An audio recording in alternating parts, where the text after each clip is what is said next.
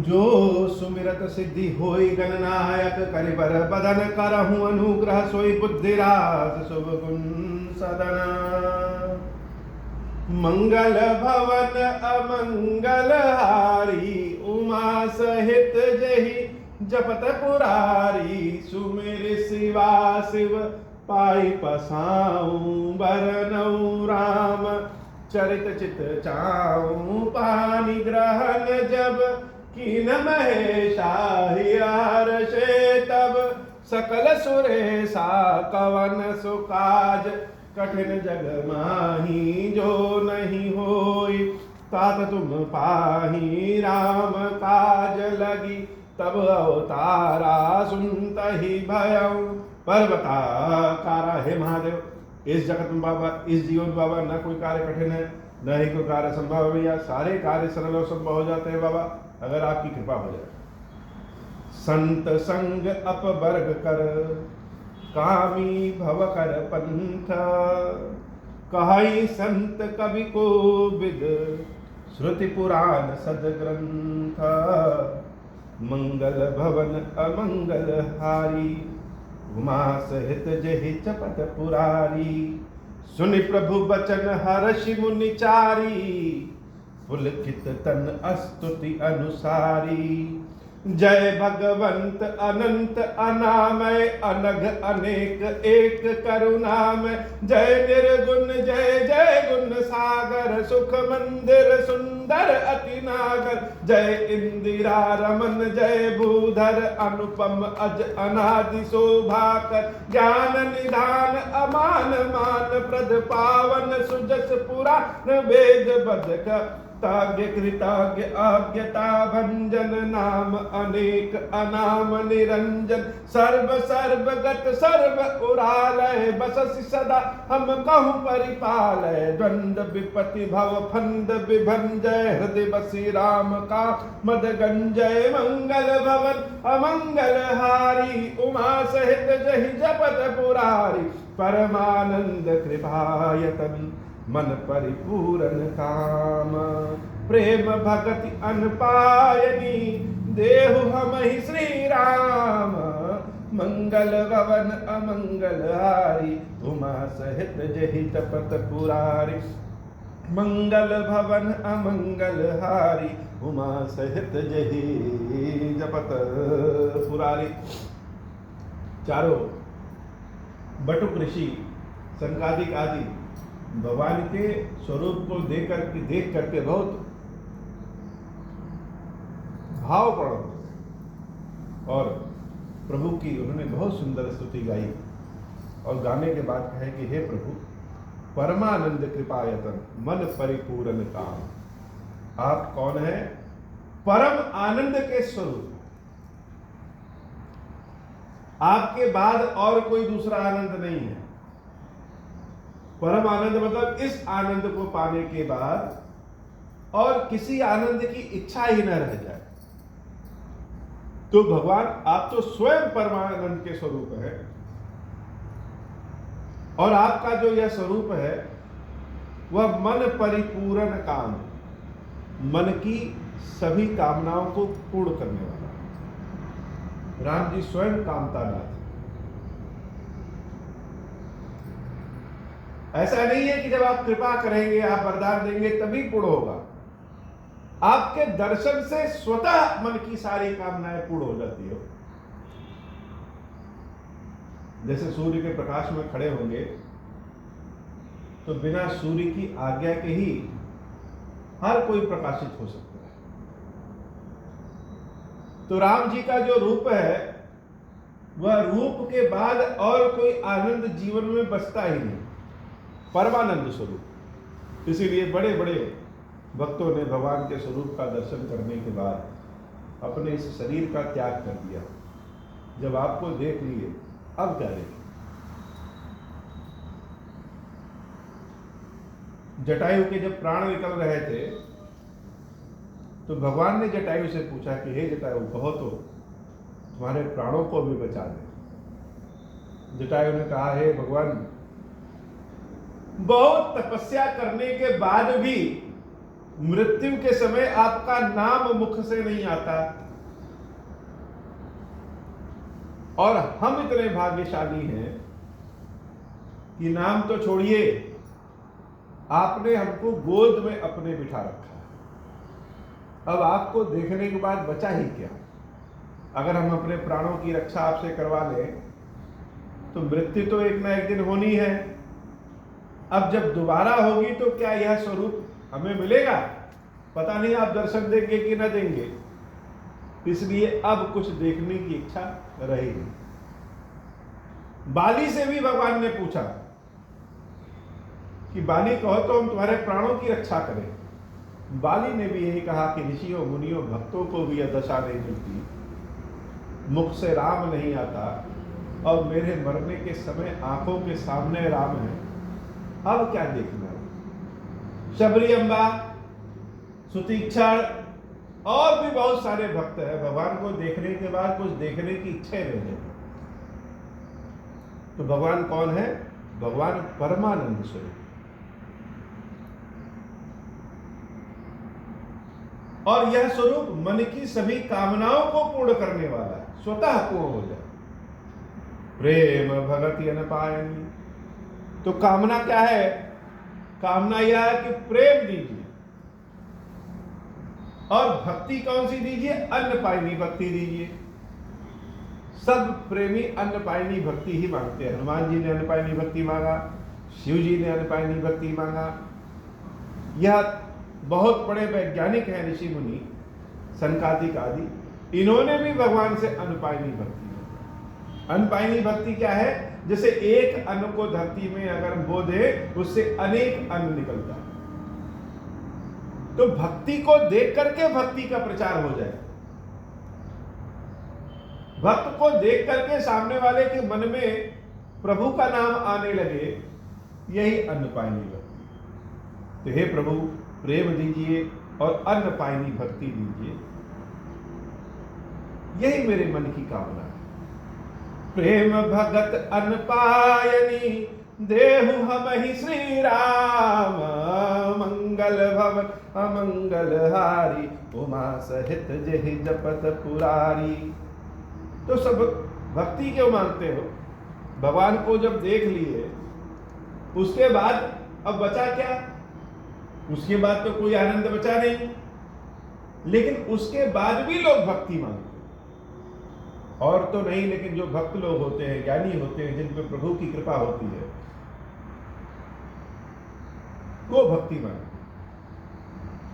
इसी कथा के विवरण में आगे काकभुसुंडी जी महाराज की कथा लोग सुनेंगे। उस काकभुसुंडी जी ने भी भक्ति मांगी। भगवान ने सब कुछ कहा ले लो, अंत में काकभुसुंडी स्वयं अपने मुख से कहे भगवान सब तो देने को कहे, लेकिन भक्ति का नाम आपने नहीं दिया। तो भक्ति क्या करती है? देहु भगति रघुपति अति पावनी, त्रिविध ताप भवदाप न सावनी। सब लोग, चाहे ऋषि मुनि हो, भक्त हो, यह जो कर्म का जाल है, यह कर्म का जाल सबको फंसा देता है।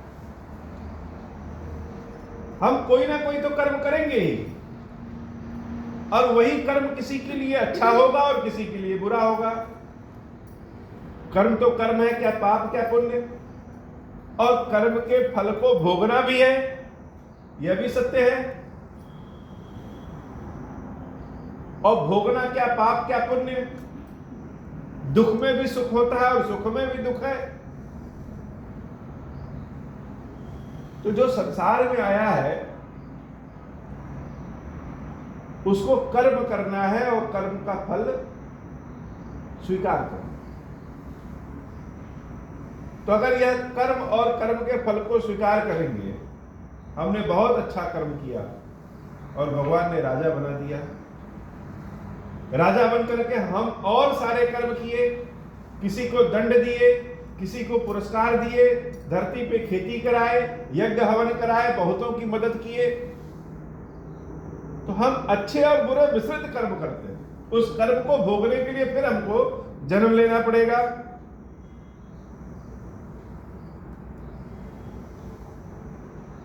फिर जन्म लेना पड़ेगा उसको भोगने के लिए। तो यह जन्म और मृत्यु का चक्र समाप्त नहीं होता है। तो भक्ति से क्या होगा? देहु भगति रघुपति अति पावनी, त्रिविध ताप भवदाप न सावनी। हम घर में से बहुत सारे कागज निकालते हैं, रखते हैं, हटाते हैं, अंत में उसको जला देते हैं। एक बार जब जला दिए तो समाप्त हो गए। तो भक्ति वह अग्नि है जो कर्म के फल को जला देती है। अब जब कर्म का फल रहा ही नहीं तो जीवन और मरण के चक्र से छुट्टी मिल जाती है। बिना हिसाब किताब किए छुट्टी नहीं मिलती है।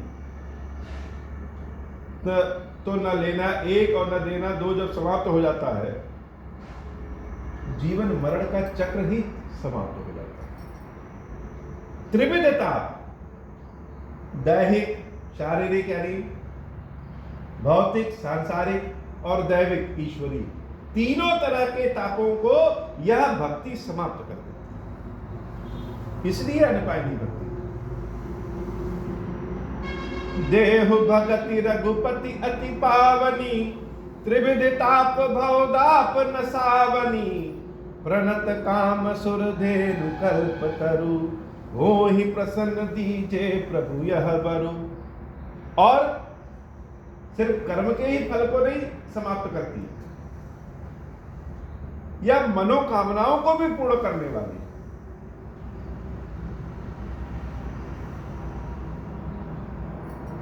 भगवान की भक्ति वह कामधेनु है।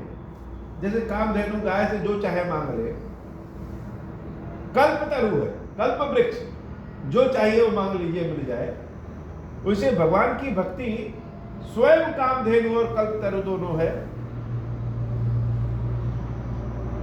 इसलिए भगवान भक्ति दी। और कैसे दीजिए? हो ही प्रसन्न दीजिए प्रभु यह बर। नाराज होके नहीं, प्रभु हमारी गलतियों को क्षमा करिए, और हमारी गलतियों के कारण आपको अवतार लेना पड़ा। तो भक्ति दीजिए और प्रसन्न होकर के, जबरदस्ती नहीं मांग रहे हैं। हो ही प्रसन्न दीजिए प्रभु यह बरु। जीवन और मरण को सोखने वाला भक्ति ही है। और यह भक्ति कैसी है?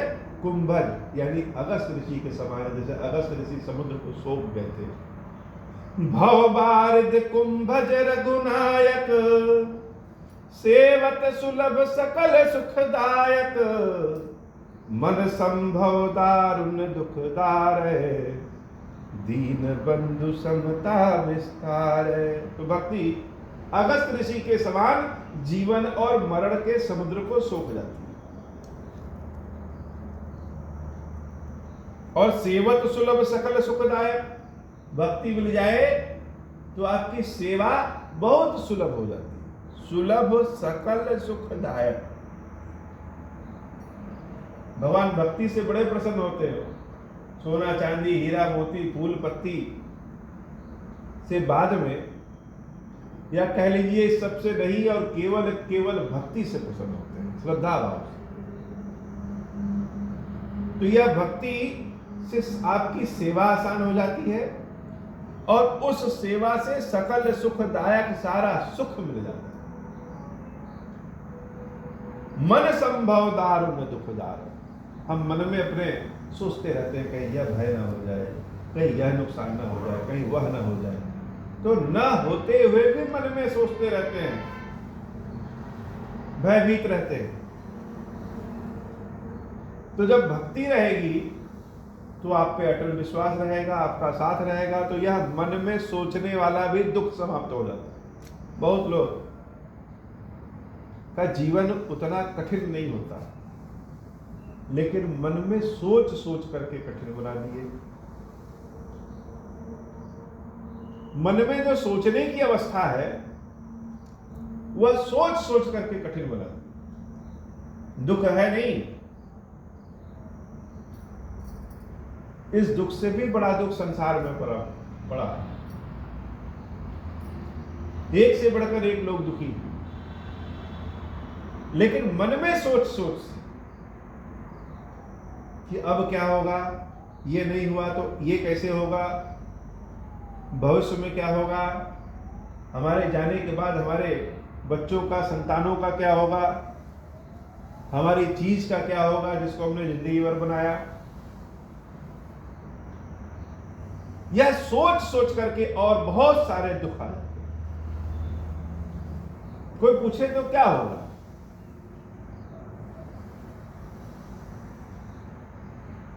एक ब्राह्मण परिवार शालिग्राम जी की दिन रात सेवा करता था और बड़ा गरीब था। किसी तरह भगवान की कृपा से 2-4 रोटी अनाज मिल जाए, उसी से भोजन चलता रहे चलता रहे चलता रहे, और भगवान से प्रार्थना करते रहे कि हे भगवान हमारे कष्ट को मिटाएंगे, और सेवा भक्ति करते रहे। एक बार उनके दोनों बच्चे कहीं टहलते हुए गए और किसी नदी में डूब करके मृत्यु को प्राप्त हो गए। सारा संसार और कहा कि इनकी भक्ति ढोंग है, ये लोग ढोंगी हैं, और बहुतों ने कहा कि भगवान के जितने भक्त होते हैं उनको ऐसे कष्ट होते हैं। बेचारे पति पत्नी रोते रोते एक दिन पत्नी की भी मृत्यु हो गई। अब ब्राह्मण पंडित भी बचे, वो भी हताश परेशान होकर के एक सर्प ने उनको काट लिया और उनकी भी मृत्यु। यह जीवन तो सब जानते हैं, लेकिन मृत्यु के बाद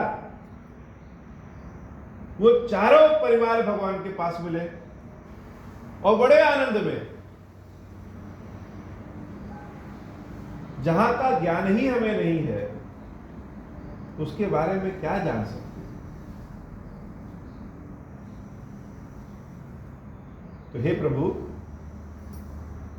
मन संभव दारुण दुखदार है। आपकी यह भक्ति मन के दुख को भी दूर कर देती है। दीन बंधु समता विस्तार है। हे प्रभु, आप दीन बंधु हैं। मन से जो दुख उत्पन्न हो रहा है उन सारे दुखों का नाश करिए और कृपा करिए। आस त्रास ईर्ष्या दिक निवारक,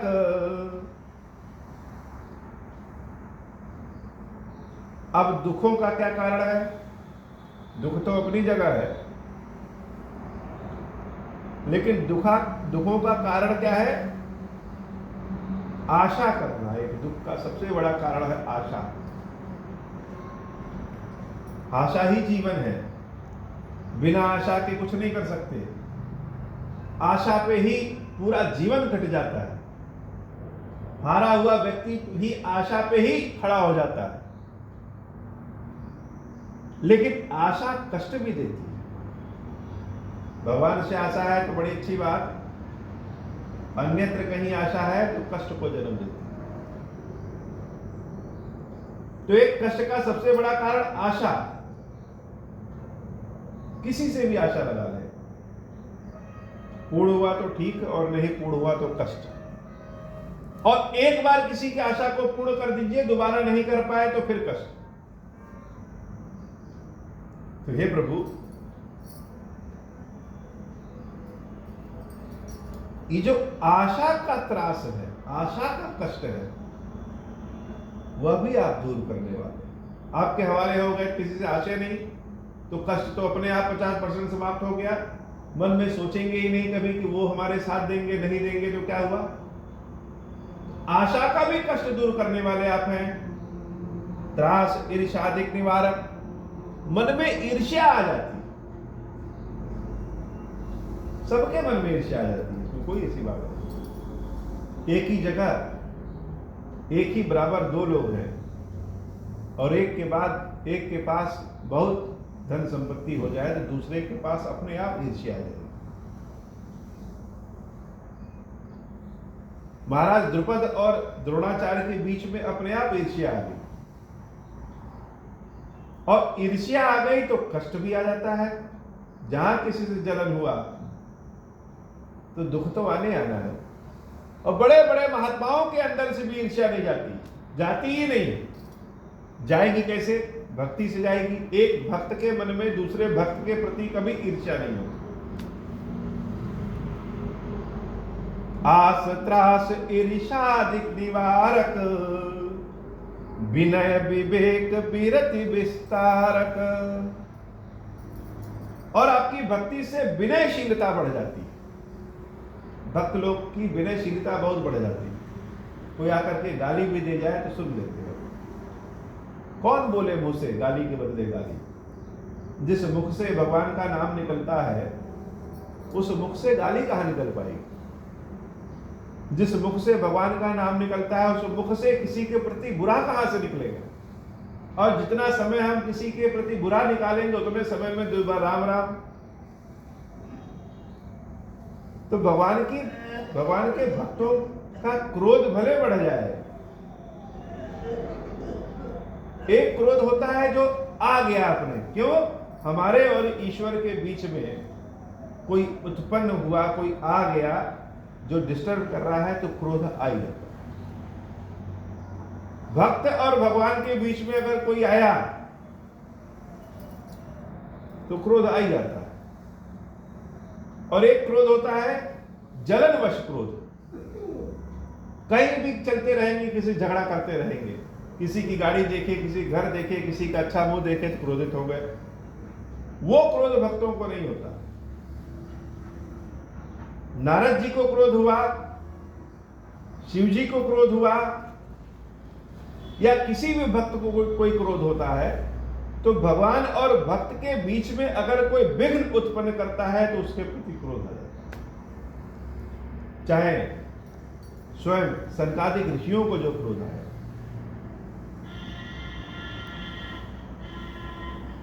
तो विनयशीलता बढ़ जाती है भगवान के भक्तों को, विवेक बढ़ जाता है और वैराग्य का विस्तार हो जाता है। जब हमारे पास कुछ है ही नहीं और हम कहें बहुत बड़े वैरागी हैं, तो क्या वैरागी? होने के बाद अगर हम उसमें नहीं रमे तब वैरागी कहे जाएंगे। तो वैराग्य का विस्तार हो जाता है भगवान के भक्तों का। इसलिए हे प्रभु, भूप मौलि मणि मंडन धरनी, देहि भगति संस्कृति छरितरनी। इसलिए हे प्रभु, हे भूमंडल के सबसे बड़े राजा, इसलिए हमको भक्ति दीजिए। और यह भक्ति आपकी नौका रूपी भक्ति है जो कि इस भव सागर से पार करा देती है। मुनि मन मानस हंस निरंतर। मुनियों के मन का हंस है भक्ति। हंस क्या करता है?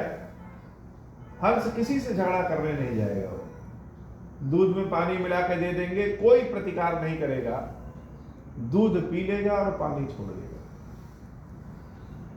तो संत क्या करते हैं? संसार में अच्छा बुरा सब है, उसमें से अच्छा ही ढूंढ लेते हैं, बुराई को छोड़ देते हैं। अगर संतों को